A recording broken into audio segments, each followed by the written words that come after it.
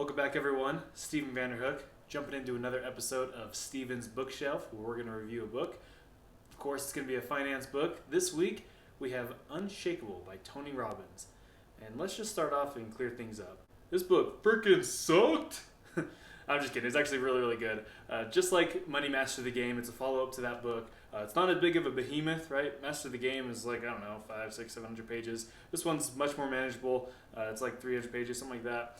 And this book really is a really good follow-up. I would actually say, even though he wrote them, Money Master the Game and then Unshakeable, if you haven't read either one of these, I'd probably read Unshakeable first.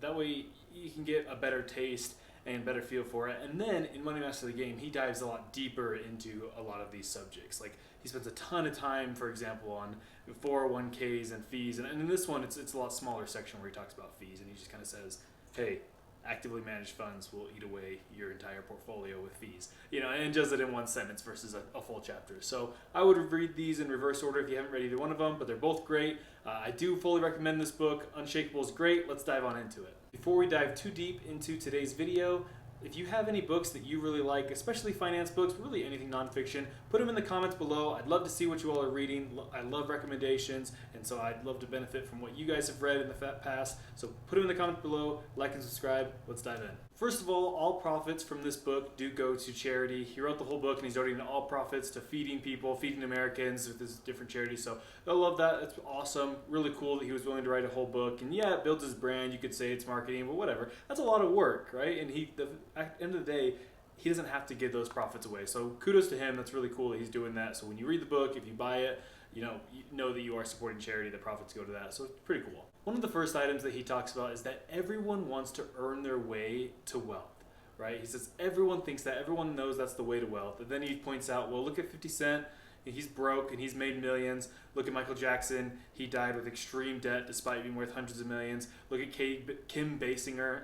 I don't know who that is. I had to look up who that is. She's some actress. Even when I looked her up, I didn't recognize her at all. Or I don't think I've seen anything, but she's old. Whatever. Another actress who made a lot of money and lost it all. So obviously his logic is a little flawed, right? Just cherry picking 3 people who earned a lot of money and lost it. That's not a convincing argument to say, hey, you can't earn your way to wealth, right? I mean, look at Tom Brady or Leonardo DiCaprio, right? People who earn a lot of money and keep it.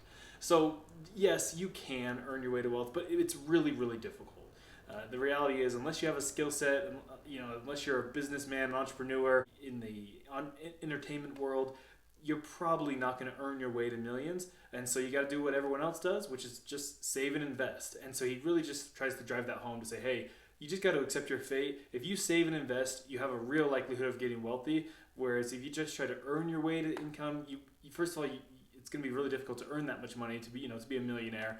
And even if you do, you might lose it all. You might just spend it all depending on how you got it, right? Easy come, easy go. Obviously, if you gambled and you got it, sweet, easy come, easy go. You're going to lose it again to your gambling addiction. So you get the idea. Save and invest. He does spend a lot of time in the book talking about the importance of investing passively and letting your investments work for you and just diversifying in ETFs and letting different tools of diversification and passively managed fund with really, really low fees earn your money. And he's really not a big fan of actively managed funds, and I'm not either. The more you look into it, they really just don't do better in the long run. And over the course of 10, 15, 20 years, your actively managed fund, it's probably not going to beat the market. Even if it does, once you take away your fees, it might not then. And also, actively managed funds usually have a higher tax rate because they're actively traded, so you're recognizing these gains in a short term, so you have higher taxes. And at the end of the day, the bottom line is, we'll get more into those details a little later, but he's a big fan of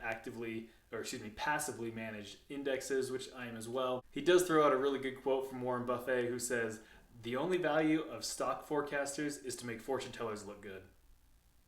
Warren Buffett getting savage over here, our boy. In case you're getting a little bored right now, I want to shake this up. He throws in something really, really interesting. I don't really know the point of why he threw this in there. I mean, he says the reason he throws this example is to just show that different people value different things. But honestly, I think it was just a fun story and he wanted to throw it in. His buddy Steve Wynn, the Wynn hotels and casinos, the dude bought a $70 million painting, and it's just a big orange square. Or maybe it's red. I don't know. I'm freaking colorblind. I can't tell. You tell me. Is this red or orange? I don't know. Let me know in the comments below. Red or orange. I don't see it.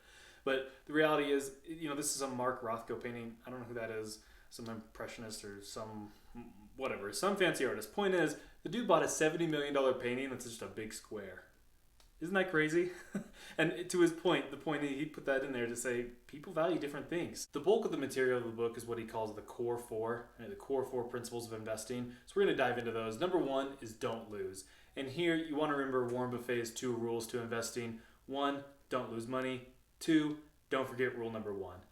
And the reality is when you lose money, it just takes so long to recoup it, right? So if you start with $1 million, all right, we'll use a different number, a little more relatable number. Let's say you start with $10,000 and you lose 50% of your portfolio. Well, now you have $5,000. And so if your $5,000 then increases by 50%, you're not back up to 10,000, right? You're at 7,500.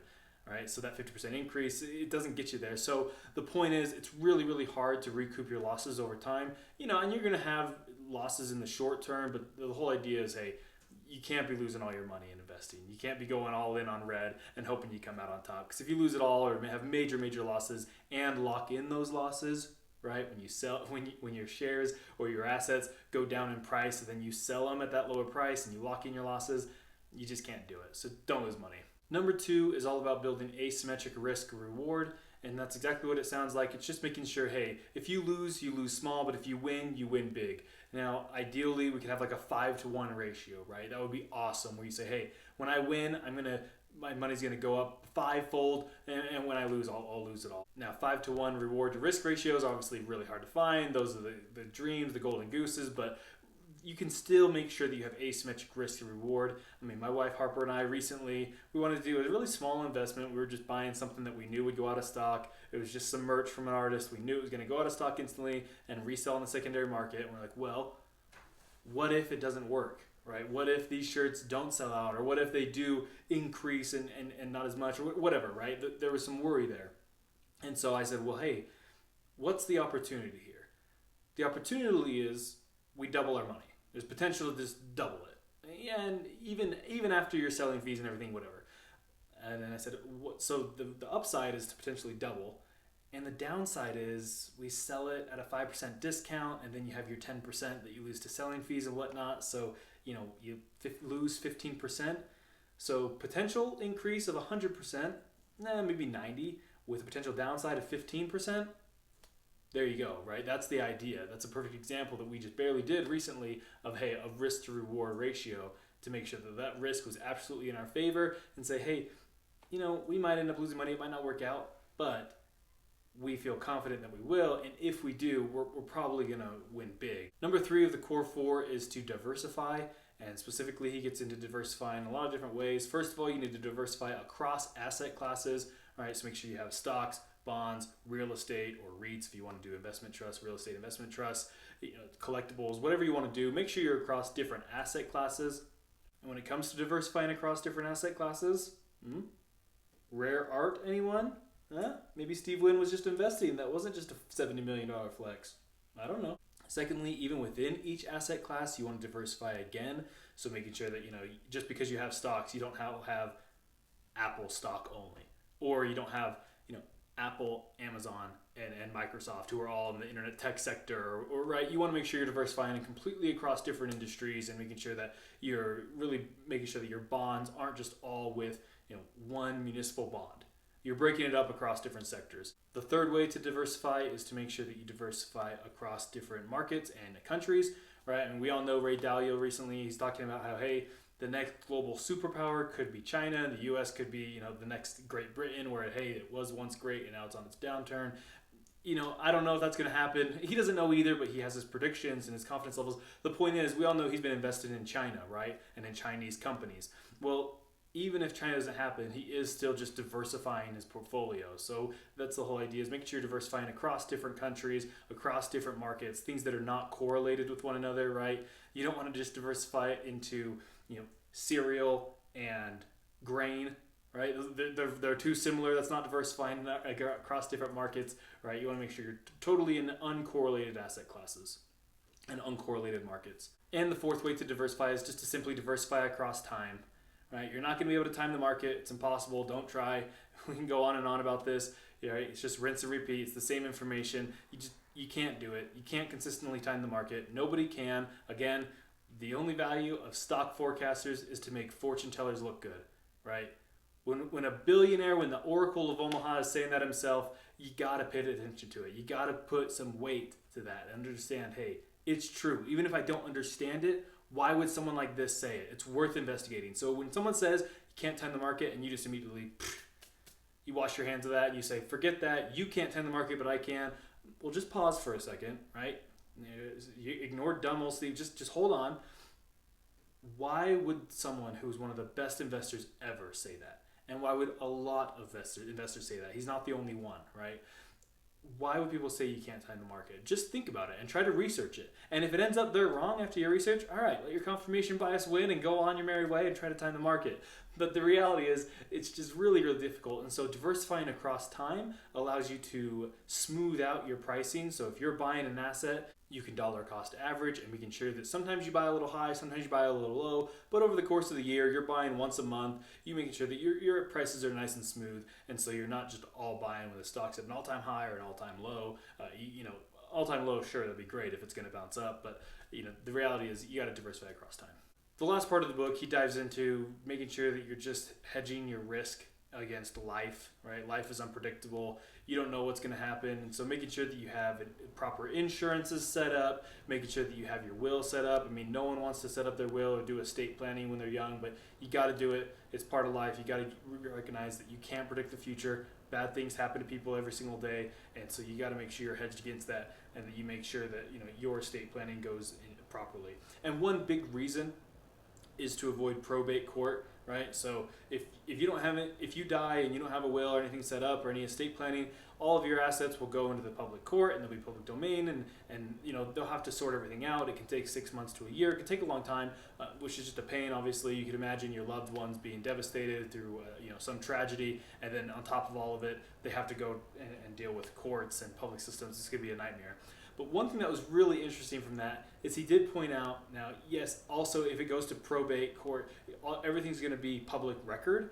And you might think, who cares? Who cares about public records? Well, the scavengers care, right? Scam artists, they will troll through public records of probate, and they'll go through and they'll make sure to target people who are coming across a windfall of money and say, hey, talk about easy come, easy go. Well, it was easy come to them, and it's going to be easy go straight to me. All right, so you got to watch out for the scavengers. They are going to troll people. That was a kind of interesting insight that I hadn't thought about. Last thing we want to talk about that's at the end of the book is just talking about charity and the importance of it, right? Finding that fulfillment, how good it feels to make sure that you're helping causes that you care for. And writing a check can be nice, but giving of your time, your energy, mentoring others, right? That's where really fulfillment comes from, and making sure that you're not just living life for yourself. You're not just trying to earn all this money so you can buy the next new thing and make sure you can flex on Instagram to people. That's a waste of time, right? It's just going to stroke your ego and make you miserable in the long run. You got to make sure that you're balanced out and you have some charity, and that doesn't just come later, right? And one of my favorite things Tony Robbins always says, you've probably heard him say this before, is say, hey, if you don't give $1 out of 10, you're not going to give 100K out of 1,000,000, right? When people always say, oh, charity's a nice idea, and I'll do it later in life. What are you talking about? The whole idea, it's not about becoming super, super wealthy, becoming the 1% so that you can give millions. It's about benefiting from charity now. And charity is not just for the receiver, right? It's for the giver too. You feel good, it feels purposeful. Even if you're not giving a lot, being able to give something to others can help relax, and it can help, really reset your perspective and reset your mindset to what is really important in life and how you can find value by making sure that other people are happy too. Hope you liked today's video and that you valued from this summary. Again, if you put a book in the comments below, any book recommendations, I'm excited. Please do so. I'm excited to read them. Like and subscribe. We'll see you next time.